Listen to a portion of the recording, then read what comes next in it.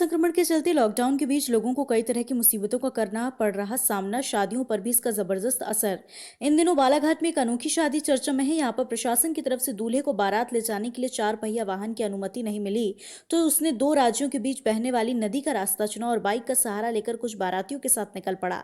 लेकिन रास्ते में पड़ने वाली बाघ नदी ने उनका रास्ता रोक दिया। तब दूल्हे ने पैदल ही बाघ नदी पार करके शादी करने ससुराल पहुंचा।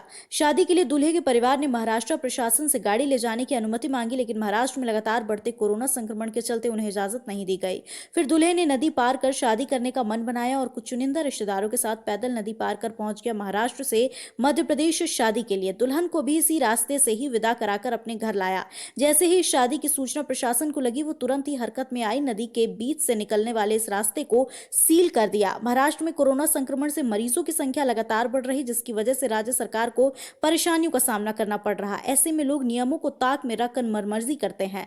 दूसरे लोग इस रास्ते को ना अपनाएं, इसलिए प्रशासन को यह कदम उठाना पड़ा। दूल्हा महाराष्ट्र गोंदिया जिले के थापे वाड़ा गांव का रहने वाला, जो पहले मोटरसाइकिल से राज्य की सीमा तक पहुंचा, वहां से पैदल बाघ नदी पार कर मध्य प्रदेश के बालाघाट जिले के किरनापुर की तहसील अंतर्गत ग्राम अकोला पहुंचा।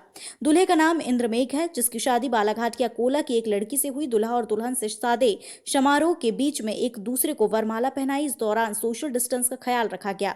कोरोना काल में शादी ब्याह को लेकर बड़े आयोजन तो नहीं हो रहे, लेकिन अनोखे तरीके से शादियां जरूर हो रही, जो हमेशा याद रखी जाएंगी। शादी करने का ये जुनून भरा अंदाज लोगों के बीच चर्चा का विषय बना हुआ है।